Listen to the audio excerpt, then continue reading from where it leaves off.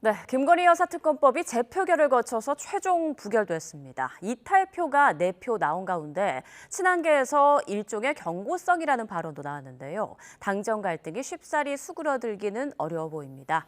주요 전국 이슈들 짚어보죠. 조청래 전 여의도연구원 부원장, 김만흠 전 국회 입법조사처장 두 분과 함께합니다. 안녕하십니까? 네, 안녕하세요. 네.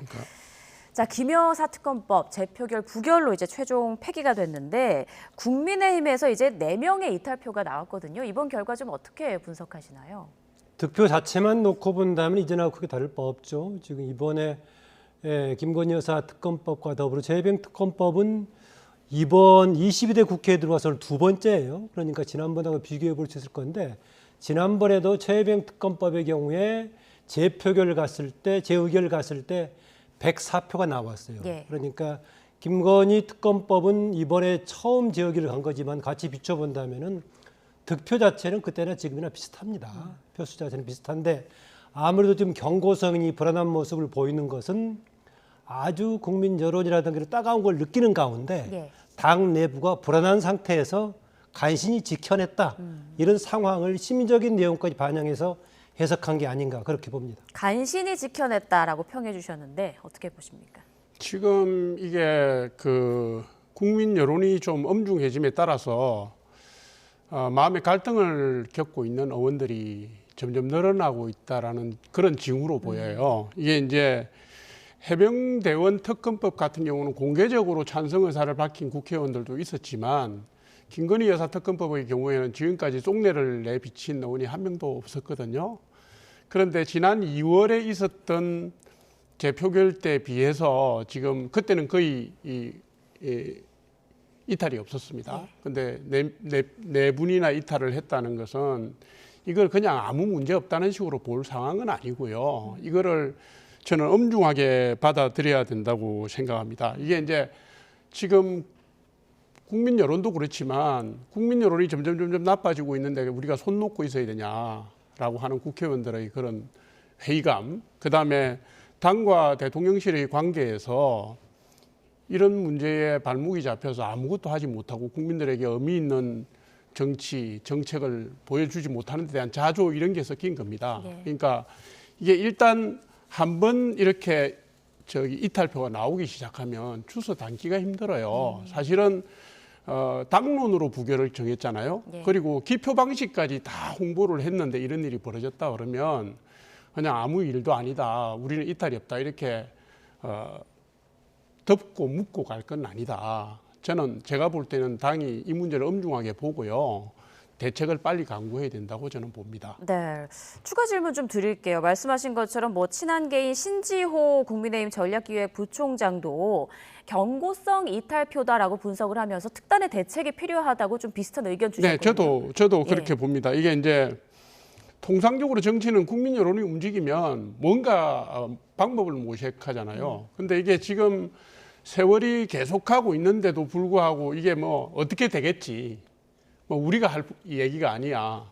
이거는 알아서 해야 돼. 이렇게 지금 오잖아요. 그죠? 근데 지금 시간이 지난 2월에 비해서 지금 10월이니까 한 7, 8개월 흐르는 동안에 점점 기반이 약화되고 있기 때문에 이게 국민이 만약에 사과를 요구하면 저는 정치를 하는 입장에서는 그 요구를 반영해서 가야 된다고 보는 것이고요. 논란이 계속되는 부분이 있으면 논란 방지를 위한 대책이나 방책을 만들어서 국민들께 설명을 드려야 된다. 예. 그래서 이게 단 한 명이라도요. 단 한 명이라도 당론에 대해서 문제를 제기하고 그게 당론에 반하는 행태로 갔다면 이거는 원인과 과정을 철저하게 따져서 대책을 세워야 된다 이렇게 봅니다. 네, 김 처장께서는 어떻게 보세요? 심평 변호사 같은 경우는 김건희 여사가 이제 사과할 경우 탄핵 정국을 조성하는 트리거가 될 거다 이런 말을 했거든요. 어떤 대책이 필요하다고 보십니까? 예, 그러면 가만히 있거나 지금처럼 원천 봉쇄해야 된다 그런 얘기 같은데요. 이것을 지금 이제 방탄처럼 이렇게 막았을 때 국면을 넘어갈 수 있을까요? 나머지 여러 가지를 잘하고 있는 가운데 윤석열 대통령이 국정운영을 잘하고 있는 가운데 이거 하나만 특별하게 불거져 가지고 쟁점이 되고 있다면은 슬쩍 기회를 타서 누르고 갈지 모르겠지만은 오히려 이걸 계속 봉쇄한다고 했을 경우에 국민 여론은 좋지 않아질 더 악화될 겁니다. 일부에서는 지금 사과 정도만 얘기하고 있는데요. 예전에 대통령 측근이라든가 가족 주변에서 이런 문제가 생겼을 때요. 과거에 했던 다른 대통령들의 경험을 살펴볼 필요가 있습니다. 예컨대 김영삼 대통령의 경우는 주변에서 인사 문제 관련해 가지고 본인이 됐다고 떠벌리고 다니는 사람들은 오히려 불이익을 주겠다라고 공공연하게 얘기를 했습니다. 예. 그런 점에서 김건희 여사 관련 부분을 정치적으로 이용한다거나 이런 문제를 하고 다니는 사람들은 엄중하게 책임을 묻겠다. 법적인 여지가 있으면 묻겠다는 정도까지 얘기해 줘야 되고요. 그래서 사과 이상을 해야 된다라고 보고 있고, 김대중 전 대통령의 경우도 당선된 직후에요. 이른바 측근이라고 하는 동교단계들이 우리는 임명직에 가지 않겠다라고 했습니다.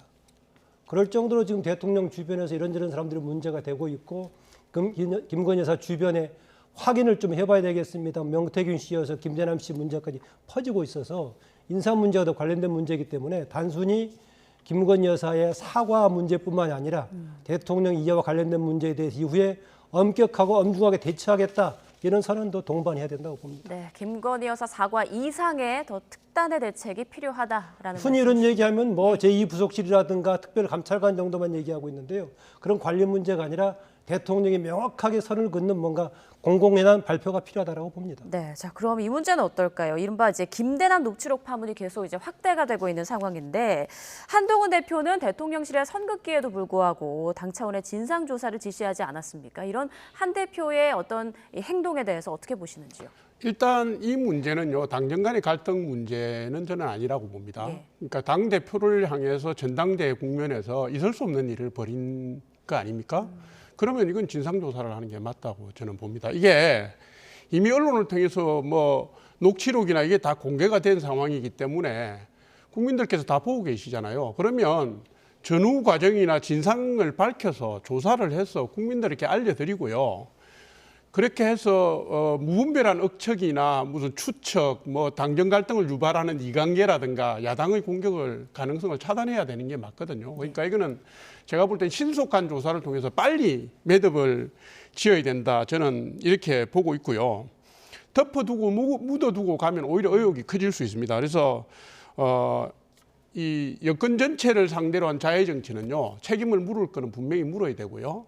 이거는 제가 볼 때는 건강한 당정 관계 혹은 대통령실과 당 지도부 간의 신뢰를 위해서도 예. 빨리 조사를 해야 된다. 저는 이게 무슨 정치 게임의 소재가 아니라고 생각합니다. 네, 그 녹취록 보면 뭐 대통령에 대해서도 이제 막말을 서슴지 않는 모습을 볼 수가 있는데, 지금 뭐 오히려 뭐 용산이 펄펄 뛰어야 하는 거 아니냐, 이런 얘기도 나오고 있습니다. 어떻게 좀 해결을 해야 한다고 보세요? 그렇습니다. 이 사람이 좀 행동하는 바가 조금 이해가 안 되는 바입니다.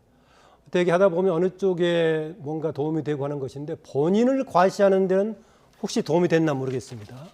김 여사를 팔고 대통령도 함부로 얘기하면은 나는 그만큼 가까운 사람이다라는 본인을 과시하고 과장하는 데 도움이 됐나 모르겠는데, 어느 쪽도 도움이 되지 않습니다. 그러다 보니까 어느 종편 앵커는 심지어 얼빠진 삼류 무슨 뭐 협잡이라는 표현까지 썼던데요. 저도 좀 이해가 되지 않습니다. 우선 그 한 대표 관련의 문제를 악의적으로 했던 부분도 있고, 이후에 논의가 되겠습니다만은 정말 특별한 위치에 특혜를 받는 채용됐던 문제, 이런 것도요. 관련해서 뭐 둘 다 따로따로 같이 맞물려 있긴 합니다만은 쟁점이 둘 다 될 것 같습니다. 예, 그 채용 관련해서 잠시 뒤에 좀 얘기를 나눠보고, 나경원 의원 같은 경우에는 이제 한동훈 대표의 진상규명 의지를 놓고 탄핵에 밑밥을 물었다, 이런 말을 했고요. 또 홍준표 시장은 좀생이 짓이다, 또 이렇게 강하게 비판을 했단 말이죠. 당내 갈등으로 좀 번지는 모양새인 것 같은데요. 이게 이제 지금 한동훈 대표나 한동훈 대표 주변의 인사들이 이 문제에 대해서 조사를 하려고 하는 것을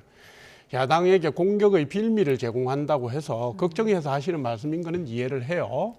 그런데 이걸 그럼 지금 아무 일도 없었다는 듯이 그냥 가면 이게 해소가 됩니까? 그러면 아무 국민들에게 아무 설명도 하지 않고 이 사람이 왜 이런 일을 했는지, 왜 어떤 과정을 거쳐서 했는지에 대해서 과정 관리를 못하면 국민들이 납득합니까? 그래서 이분들이 비판을 하는 이유는 알겠어요. 문제를 키워서 더 큰 문제를 만들지 말아라. 빨리 수습해라, 이 얘기니까. 예. 제가 볼 때는 아까도 말씀드렸다시피 빨리 조사해서요. 예.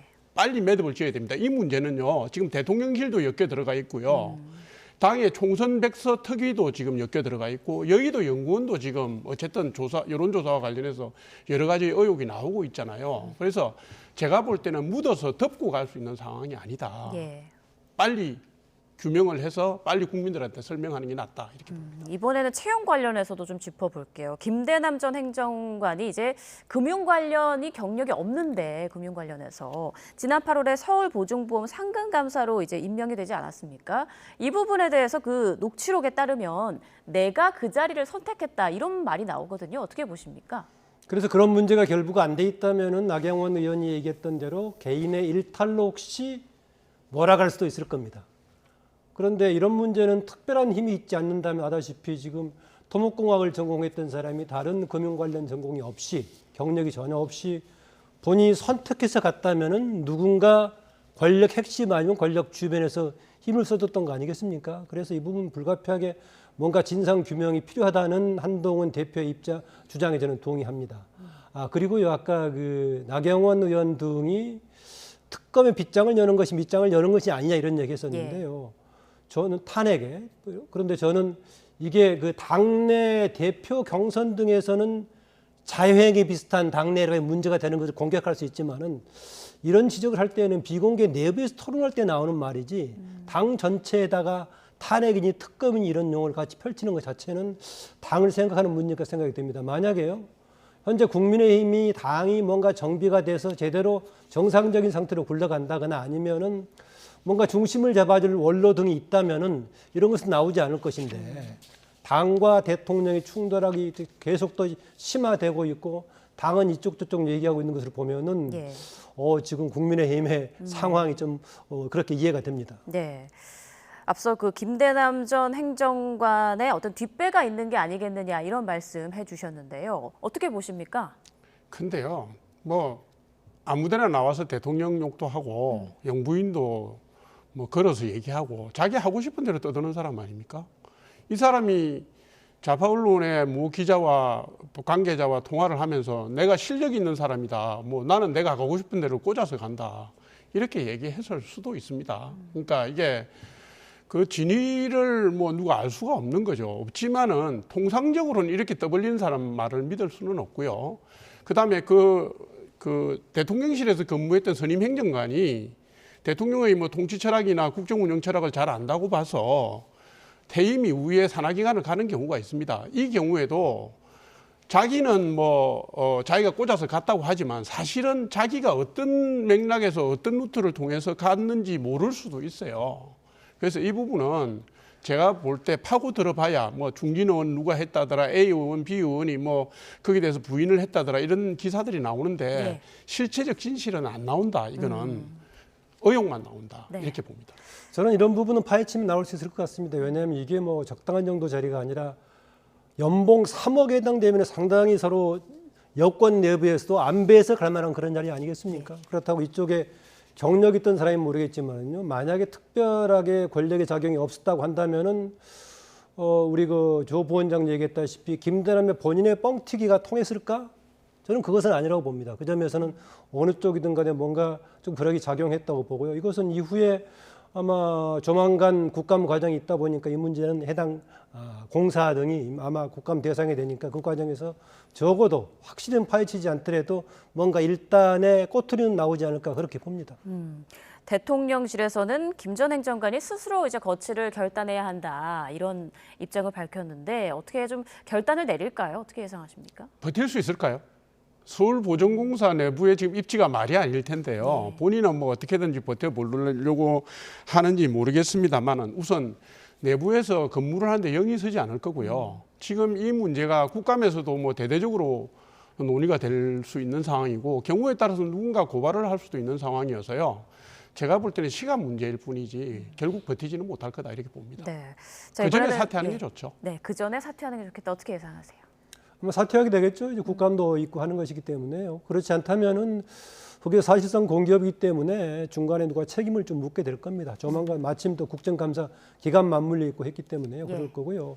혹시 뭐 책임을 돌리려고 한다고 하더라도 책임을 돌리는 방법은 본인의 문제를 뭔가 사퇴한다면 조금 다 방법이 달라지겠지만은 본인도 버티고 있는 상황이어서 오히려 문제를 악화시키면 야당의 입장에서 보자면 오히려 문제를 풀 소지를 많이 만들어주고 있지 않는가 그렇게 예. 봅니다. 네, 결단을 내릴지 그리고 그 시점은 언제일지 좀 지켜봐야 될 것 같습니다.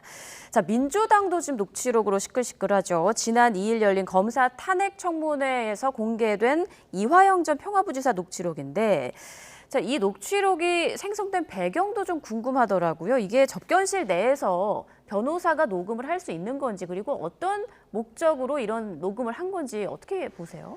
변호사 가능하죠. 보통 다른 때 이제 변호사가 접견하지 않을 경우 양쪽 다 가능합니다. 가능한데 지금 변호사가 녹음했다고 하는 것인데 이게 어떻게 유출이 됐는지 그러니까 변호사는 녹취를 했고 그것을 증거 자료로 제출했는데 예. 그거를 입수한 건지 이런 얘기가 되는 거죠. 지금 그래서 이제 민주당 쪽에서는 이걸 가지고 지금 혹시 검찰 쪽에서 유출해서 받은 거 아닌 이런 얘기하고 있는데요. 지금 당사자는 그렇게 얘기를 하지 않고 있죠. 지금 주진희 의원은 이 문제에 대해서 그게 아니라 다른 여러 가지 루트가 있다고 얘기하고 있기 때문에 봐야 되는데요. 대개 이렇게 유출 경로 자체를 문제 삼을 경우에는 내용 자체가 불리할 때 좀 그런 거 아니겠습니까? 과거에 박근혜 정부 시대에도 이런저런 논란이 있을 때 유출 누가 했냐 문제가 삼았었는데 그 점에서 보자면은 서로 공방을 주고받고 다른 내용도 얘기하고 있지만은 이 내용 자체가 불거졌을 경우 현재로서는 민주당 쪽 아니면 이화영 지금 전 의원한테 좀 불리한 이런 상황이다. 그래서 이것을 먼저 유출 경로로 따지는 것 자체가 내용상으로 봐서는 지금 현재 좀 민주당이 불리한 쪽으로 가고 있지 않나 좀 그렇게 봅니다. 네, 민주당이 불리하다라는 말씀해 주셨는데 민주당에서는 이제 녹취록이 왜곡됐다라고 주장을 하고 있고요. 이걸 입수 경위가 어떻게 된 건지 좀 밝혀라 이런 요구를 하고 있는 상황이죠. 그러니까 두 가지 내용이죠. 짜집기가 됐다는 내용이고 하나는 검찰에서 받은 거 아니냐 이 얘기인데 우선 이렇습니다. 제가 볼 때 주진우 의원이 검찰 출신이잖아요. 지금 민주당이 입만 열면 검찰 프레임 갖고 거는데 국민의힘이든 윤석열 대통령실이든 정권이든 그렇게 단순하게 검찰에서 받아가지고 공개를 하겠습니까? 그렇게 제가 볼 때 단순하고 단세포적으로 하는 분은 없을 겁니다. 그리고 주진우 의원이 이런 얘기를 했어요. 녹음 파일은 검사 출신인 박은정 의원도 갖고 있었고 오마이뉴스에서 보도한 적도 있다. 그래서 많은 사람이 갖고 있던 거다라고 얘기했고 검찰로부터 확보한 게 아니라 출처에 문제가 없는 그런 루트를 통해서 확보했다고 얘기를 했잖아요. 그러니까 이게 지금 이제 국민의힘에서 정치자금법 위반으로 만약에 이재명 대표나 이화영 전 부지사나 김성태 쌍방울 전 회장, 지금 회장인가요? 전 회장인가요? 그분을 고발을 하면 제가 볼 때는 검찰 수사 과정에서 드러날 수 있는 내용이라고 봐요. 네. 그래서 민주당도 그걸 알 겁니다. 그러나 정치적으로 공세를 해야 되니까 그렇게 말하는 거겠죠. 네, 입수 경위에 대해서는 차차 좀 나올 것으로 예상이 되고 있고 내용 부분을 좀 들여다보겠습니다. 전체 녹취를 다 듣지 못한 상황이라는 한계가 있긴 하지만 김성태의 폭로가 두렵다 이런 발언이 있었고 정치자금 지원, 변호사비 대납, 법원 로비 의혹까지 등장했어요. 이게 결코 가벼운 내용이 아닌 것 같거든요. 어떻게 보십니까? 아마 김성태 씨가 조만간 지금 법정에 증인으로 나오죠. 그래서 그동안에는 나오지 않았던 이런 내용까지도 혹시 그런 과정에서 나오지 않을까라는 생각이 좀 들어서요. 예. 조만간 좀 진실에 좀 접근하는 상황이 되지 않을까 좀 그렇습니다. 그런데요, 이 관련해서는 여러 사람들이 같이 엮여 있어서요. 지금 주진우 의원 쪽에서는 다른 세 사람, 이재명, 이화영 세 사람 등을 이제 뭔가 좀 하겠다라고 얘기했었는데 그 이전에 지금 관련돼 있는 쪽에 심지어는 이해찬 전 대표까지도 관련해서 뭔가 관련 얘기를 하고 있어서 경우에 따라서는 지금부터 이 문제가 좀 복잡하게 확산될 좀 소지도 있어 보이긴 합니다. 그래서 지금 이번 18일 날 재판의 증인으로 김성태 씨가 출석해가지고 어떤 발언을 할까, 발언하고 나오면서 기자들에게 어떤 입장을 보일까 이것도 상당히 주목되는 부분입니다. 네, 18일 재판에서 어떤 말이 나올지 지켜봐야 한다. 말씀하신 대로 이제 여당은 이재명, 이화영, 김성태 세 사람에 대해서 정치자금법 위반 혐의로 이제 고발하는 방안을 검토하고 있다고 하더라고요. 이 부분은 어떻게 예상하십니까? 지금 국민의힘 법률위원회에서 아마 다음 주중 고발을 할 것 같아요. 이게 지금 지금 이재명 대표가 7개 사건 11개 혐의로 4개의 재판을 받고 있는데 이게 이제 추가되면 한 개 더 추가가 되겠죠. 아마 기존 재판, 기존 사건과는 별개의 새로운 사건이니까 별건으로 갈 수 있다고 보고요. 이 녹취록이 뭐 부정확한 루트를 통해서 만들어진 게 아니라 이화영 전 부지사 변호인에 의해서 법정에 증거로 제출된 거기 때문에 네. 전후 맥락을 풀어나가는 건 어렵지 않다고 보고요. 그리고 뭐 수사당국에서 녹취록의 전 내용을 우선 확인하지 않겠습니까? 확인하고 그것이 어느 루트로 나갔는지도 확인할 거고요. 그리고 그 내용이 사실인지를 규명해 들어가겠죠. 그래서 그 새로운 절차가 시작될 걸로 보고 있습니다. 네, 알겠습니다. 자, 이제 10여일 앞으로 다가온 재보궐선거 이야기를 좀 해보겠습니다. 오늘 한동훈 대표는 이제 부산 금정으로 갔고 이재명 대표는 강화, 조국 대표는 곡성으로 향했는데 이게 뭐 미니 재보선이긴 하지만 그만큼 의미가 크다는 거겠죠? 그렇습니다. 지금 하여튼 어느 선거든가 의미가 크지 않을 때 네. 없겠습니다만은 상대적인 기간으로 보면은 현재로서는 국민의힘은 뭔가 국면을 좀 전환시켜야 되는 첫 대목이 되는 거죠. 그동안에 계속 한때 했다가 최근에 계속 선거에서 패하는 상황이 생겼기 때문에 이번 보궐선거에서 만회를 해봐야겠다 이런 생각이 하나 있는 거고요. 지금 또 야당의 경우는 두 개의 정당이 있는 상황 아니겠습니까? 지금 민주당과 또 조국당이 있는 상황인데 이 두 간의 협력이 어떻게 될지 해서 지금 협력의 대상지역이 되고 있는 것이 좀 부산이 아닌가 그렇습니다. 나머지 지역들은 호남권의 뭐 두 가지 지역들의 경우는 뭐 서로 경쟁에도 좀 승산이 있다고 보는 쪽이고 나머지 지역들이 되고 있는데 그 중에서 지금 부산 금정구청장 선거가 좀 주목을 받고 있습니다. 지난번까지 여러 가지 과정을 보니까요. 금정구청 이쪽 관련 쪽 금정 지역의 역대 선거에서 보면은요. 한 번을 제외하고는 대체로 현재 여권 쪽이 이겼었는데 지금 상황이 어떻게 될까 뭐 이런 상태입니다. 네. 그런데 조국 또 대표가 부산적이기 때문에 그 장점을 살려서 뭔가 기세를 몰아보려고 하고 있는데 서로 양당이 만약에 단일화 가면 어떻게 될까 좀 두고 되는 부분입니다. 네, 지금 각 당의 어떤 분위기를 좀 짚어주셨는데 조 부원장님께서는 이번 재보선의 어떤 관전 포인트라고 하면 어떤 걸 좀 꼽으실 수 있을까요? 우선은 강화 군수가 누가 이기느냐예요. 네. 거기는 이제 보수 후보 강세 지역이거든요. 2000년 이후 선거에서 보수 성향 무소속이 4번인가 당선되고 국민의힘 전신전당부터 국민의힘까지 해서 3번 당선된 지역입니다. 지금 양상도 그렇게 가고 있고요. 지금 강화 군수는 후보가 4명인데 네. 국민의힘 후보하고 무소속 2분 보수 성향입니다. 그다음에 민주당 후보 4분이고 조국 혁신당은 거기다 공천을 안 했습니다. 그래서 제가 볼 때는 거기는 지금 국민의힘 후보하고 무소속 후보의 경쟁으로 가는 걸로 보이고요. 그거보다 더 큰 관전 포인트가 네. 호남에서 조국 혁신당이 교두보를 만들 수 있느냐 하는 겁니다. 이게 지금 보궐선거는 대개 40% 내외, 40%가 안 되는 투표율을 보이기 때문에 지역 기반이 강한 정당, 그다음에 조직 기반이 강한 정당이 이기기가 쉽습니다. 예. 그런데 만약에 지금 여론조사 결과로 보면은 굉장히 박빙인데요. 만약에 조국 혁신당이 한 군데라도 이긴다면 이거는 호남 민주당이라는 호남 민심이 이반된다는 것을 의미하기도 하고 그다음에 민주당이 어려워질 때 민주당의 대안정당으로서의 위상을 계속 추구하고 있는 조국 혁신당이 그 대안정당으로서의 입지를 굳히는 계기가 될 겁니다. 그래서 지금 사실은 표시는 안 하지만 민주당이 바짝 신경 쓰는 것은 호남 2 지역이죠. 네. 나머지 금정이나 강화 군수 선거는 민주당이 쉽지 않다고 판단하고 있을 겁니다. 전략 단위에서 그렇게 봅니다. 그런데 그 지난번에 총선 당시에서는 비례 투표에서는 호남권에서 압도적인 득표를 냈죠. 조국 대표 쪽에서 압도적인 투표를 냈는데 그때는 지역구 투표하고 비례 투표하고 나눠진 상태에서 지역구 투표는 민주당으로 가고 나머지 조국당으로 갔던 그런 케이스인데요. 이번에는 자치단체장을 뽑는 그런 선거에서 어떻게 될 것인가라고 봤을 때 좀 가늠되는 부분입니다. 이전에도 개별적으로 했던 경우하고 큰 정당이 했던 경우가 달라질 수 있습니다. 작은 선거에서는 그래도 뭔가 새로운 신생 정당 등이 한번 노려볼 수 있을 것인데 기존에 오랫동안 해왔던 민주당 지역에서 지역까지 지금 지역의 단체장 선거에서까지 과연 조국당이 바람을 일으킬 수 있을지 주목되는 부분인데 쉽지는 아마 않을 겁니다. 예, 알겠습니다.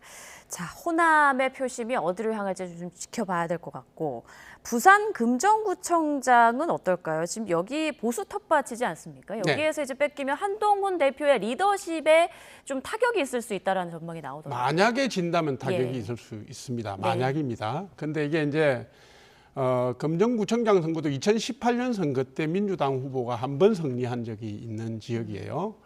부산은 민주당이 적정한 수준의 표를 가지고 있습니다. 그래서 이번에 아마도 조국 혁신당하고 민주당이 후보 단일화를 하려고 하는 게 그래서 그런 건데 네. 아마 내일 저녁 5시쯤 발표가 된대죠. 네네. 지금 3자 대결 구조에서는 뭐 상대가 제가 볼 때는 안 되는 뭐 승패가 뭐 분명한데 만약에 민주당하고 조국혁신당이 후보 단일화를 하면 이게 근접한 수준까지 오차범위 여론조사상의 오차범위까지 갈 수가 있는 건 사실입니다. 그런데 아까도 말씀드렸다시피 이게 일반 전국 단위의 선거가 아니고요.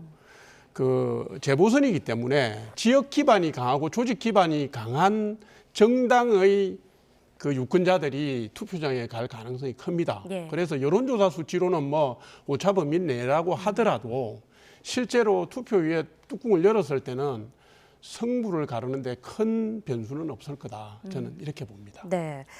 자, 그런 점에서 본다면은 지금 현재 지금 수성의 입장에 있는 큰 정당들인데요. 조국당의 경우에는 한번 도전해 볼 만한 그런 상황이고요. 특별하게 지금 민주당에서 새롭게 돌파할 지역이 있겠는가 좀 간단치 않아 보입니다. 왜냐하면은 호남권은 이미 민주당의 이른바 텃밭이라고 할 정도로 돼 있는 지역이고 자칫 경쟁에서 제3당에게 밀릴 가능성이 있는 상황이고 하기 때문에 한편으로는 매 선거가 주목된다고 하지만 특히 이번의 경우는 민주당이 좀 신경이 날카로운 그런 상황이 아닌가 그렇게 봅니다. 네. 자, 마지막으로 네 군데 선거 판세 대체적으로 좀 어떻게 분석하고 계신지 두 분 모두의 좀 답변 듣고 저는 국민의힘하고 민주당이 선전할 거라고 봅니다. 두 군데씩. 두 군데씩. 예, 아무래도 재보선의 특성상 틈새를 비집고 들어가기가 뭐 조국 혁신당이든 무소속이든 쉽지 않다. 저는 이렇게 봅니다. 네.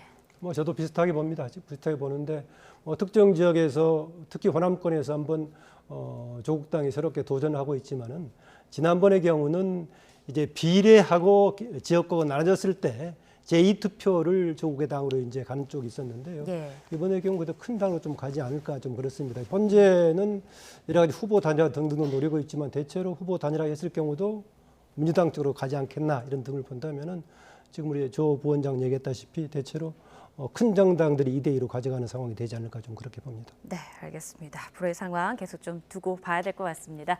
네, 지금까지 조청래 전 여의도연구원 부원장, 김만흠 전 국회 입법조사처장 두 분과 함께 전국 이슈들 짚어봤습니다. 오늘 말씀 고맙습니다.